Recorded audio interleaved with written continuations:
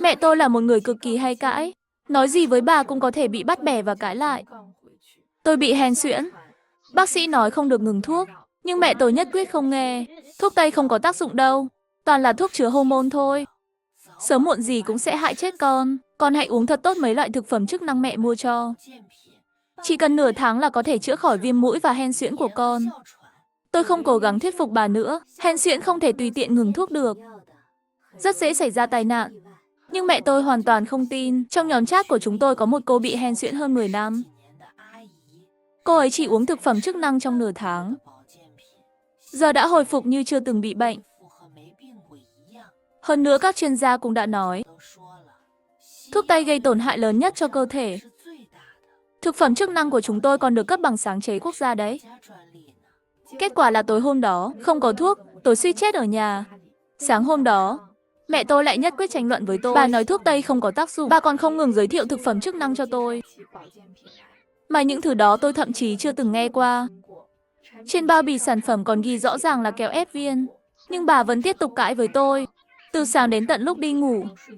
Không còn cách nào khác, tôi đành phải ngoan ngoãn nhét mấy viên kẹo nhỏ đó vào miệng. Mẹ tôi nhìn thấy thì rất hài lòng. Cuối cùng bà mới buông tha tôi. Nhưng đến giữa đêm, tôi bị ho dữ dội vì hen suyễn tỉnh dậy.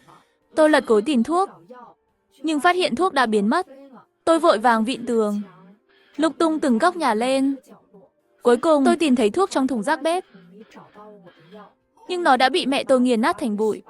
Vì vậy, đêm đó, tôi bị ho tỉnh dậy vô số lần. Hầu như không thể thở nổi. Bác sĩ nói hen suyễn của tôi phải uống thuốc. Nếu không kiểm soát được, bệnh tình sẽ ngày càng nặng hơn. Lần này tôi vượt qua được, nhưng lần sau thì chưa chắc. Vì vậy, hôm sau tôi nói với mẹ, dạo này trường có nhiều việc, con muốn chuyển về ký túc xá để ở. Mẹ tôi hoàn toàn thờ ơ. Đúng là nên về trường rồi. Con đỡ phải lo lắng mỗi ngày ở nhà. Ở nhà con phải chăm sóc con nữa.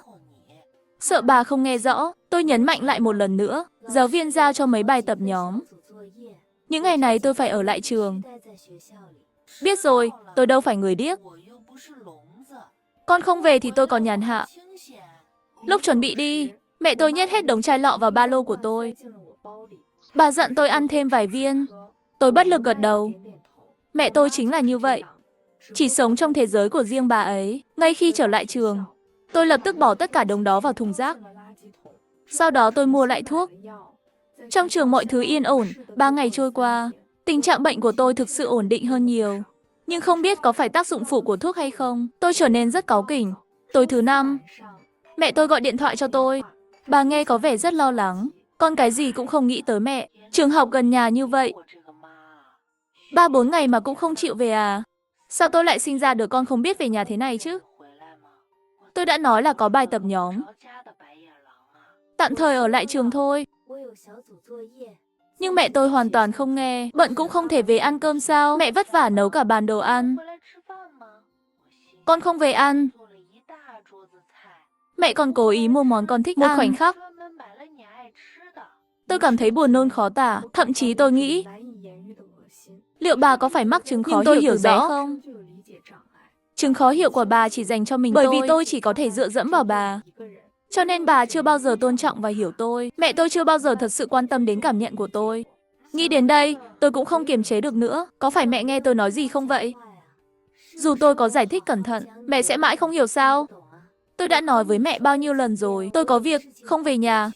Đừng dùng cái từ đứa con vô ơn để ép buộc tôi nữa được không? Đầu dây bên kia, mẹ tôi im lặng rất lâu. Bà khóc và chất vấn tôi. Con hét vào mặt mẹ cái gì vậy? Đây là thái độ nói chuyện với mẹ à? Nhưng tôi không còn để ý tới bà nữa và trực tiếp cúp máy.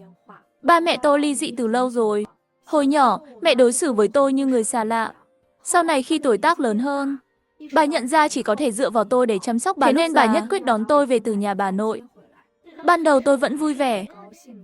Dù sao, mỗi đứa trẻ đều mong muốn trở nên thân thiết với mẹ mình. Nhưng dần dần, tôi phát hiện ra sự ích kỷ và đáng thất vọng của bà. Mẹ tôi mở một tiệm xi vang nhỏ. Khi đối diện với khách hàng, bà luôn nở nụ cười khiêm tốn. Bà không bao giờ nổi giận với khách. Vì vậy, tôi trở thành thùng rác cảm xúc của bà. Bà thường nói tôi học hành mệt mỏi, bảo tôi nghỉ ngơi nhiều hơn, nhưng ngay sau đó lại mắng tôi không làm việc nhà. Không có lương tâm, nhiều có lần, bà đưa tôi đi chợ trái cây. Bà nói sẽ mua trái cây cho tôi. Bè bối muốn ăn gì cứ chọn thoải mái. Tôi chẳng có gì muốn ăn.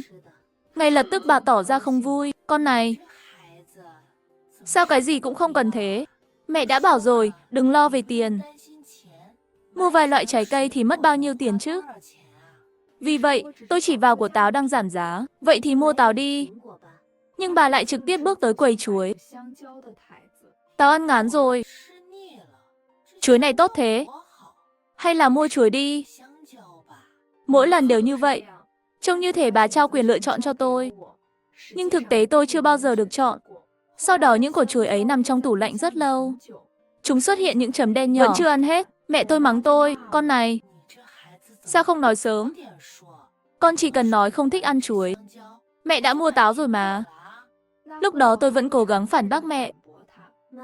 Hôm đó con đã nói rồi mà. Chính mẹ nhất quyết mua chuối mà. Sao mẹ không biết con đã nói? Nếu con nói rồi, mẹ còn mua chuối làm gì nữa? Tình trạng này kéo dài đến tận khi tôi lên đại học mà không thay đổi. Chỉ cần một ngày tôi chưa độc lập về kinh tế, thì bà sẽ mãi không học cách tôn trọng tôi. Nhưng đối với một người bình thường, việc độc lập kinh tế không hề dễ dàng. Mẹ tôi cũng không gửi tiền hàng tháng cho tôi, mà là khi tôi xin bà ấy, bà sẽ gửi cho tôi một phong bao lì xì 100 tệ. Tôi rất ghét điều đó, cách bà ép buộc tôi phải giao tiếp với bà như vậy. Nhưng tôi lại không có cách nào khác. Tôi cũng thử đi tìm việc làm thêm. Nhưng ngay cả công việc phục vụ quán nhậu với mức lương 8 tệ chia giờ, tôi cũng phải tranh giành mới có thể làm được. Kết quả là tôi chỉ làm được 2 ngày rồi bỏ cuộc. Bởi vì ông chủ bảo tôi rửa sạch những que tre mà khách đã dùng xong, rồi xiên lại để sử dụng tiếp. Nhưng dù tôi có cọ thế nào cũng không thể làm sạch hết những mẩu thức ăn dính trên que. Ông chủ bảo tôi, không cần rửa quá sạch đâu. Dù sao chúng cũng sẽ được nấu trong nồi sôi. Khi ăn thì tự khắc sẽ khử trùng. Điều này khiến tôi cảm thấy vô cùng buồn nôn. Tôi cũng từng bán bánh ngọt nhỏ, dọn dẹp nhà vệ sinh ở KFC, làm CTG mở bán thời gian, viết bài tập thuê cho người khác. Sau đó, tôi trở thành học viên tại một tiệm làm móng và bắt đầu thực hành trên bạn cùng phòng của mình. Tôi đã làm móng tay. Dần dần, từ việc xấu đến mức khó tin, nó đã trở nên tạm ổn. Sau đó, tôi hỏi ý kiến bạn cùng phòng và mở một quầy nhỏ trong ký túc xá để làm móng tay. Bạn cùng phòng ra sức giúp tôi quảng cáo. Ngày nào cũng đăng quảng cáo nhỏ trên vòng kết nối bạn bè. Nhưng dù vậy, việc kinh doanh vẫn không khởi sắc. Chỉ có một khách hàng cố định. Đó là Liễu Như Yên ở ký túc xá đối diện. Nhiều lúc trước khi nhập học, cô ấy hỏi trong nhóm chat rằng chiếc Maxi tăng của tôi có thể đậu trong trường không? Vì hành động khoe khoang giàu có này, cô ấy trở thành cái tên nổi bật trong mắt mọi người và bị tất cả các cô gái xa lánh. Nhưng mọi người không biết, tiểu thư này chỉ đơn thuần là thiếu suy nghĩ. Lúc này, cô ấy nhìn vào bộ móng tay xấu xí mà tôi làm cho cô ấy và bình tĩnh nhận xét, mê mông. Xấu theo một cách đặc biệt.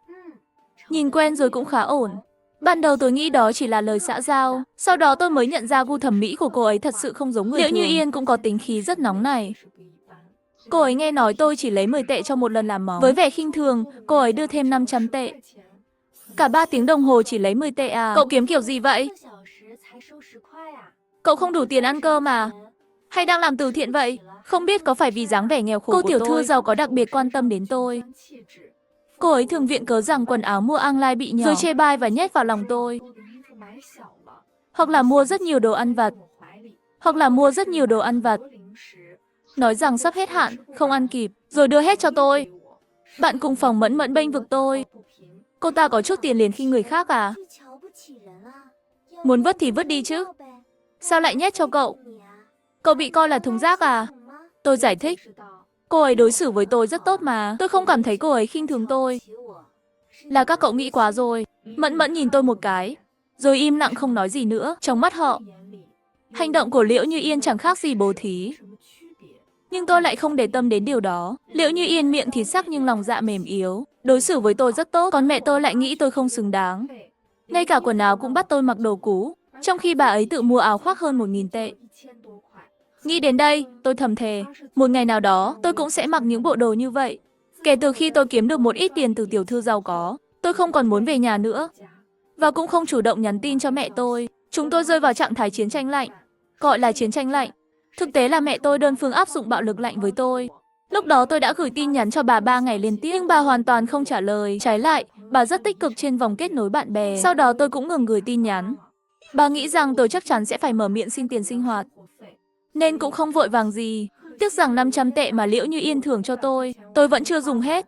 Lần này tôi không có lý do gì để cúi đầu trước bà ấy. Bà ấy áp dụng bạo lực lạnh với tôi thì theo Liễu Như Yên ăn ngon mặc đẹp. Bà ấy không cho tôi tiền, tôi dựa vào tiền thưởng của tiểu thư giàu có để sống thoải mái. Thời gian trôi qua nhanh, 2 tuần đã qua. Mẹ tôi vẫn không liên lạc với tôi. Tôi vì thế thở phào nhẹ nhõm. Cảm giác mình cuối cùng đã chiếm ưu thế. Nhưng điều tôi không ngờ tới là một ngày nọ, mẹ tôi đột nhiên tìm đến trường học của tôi.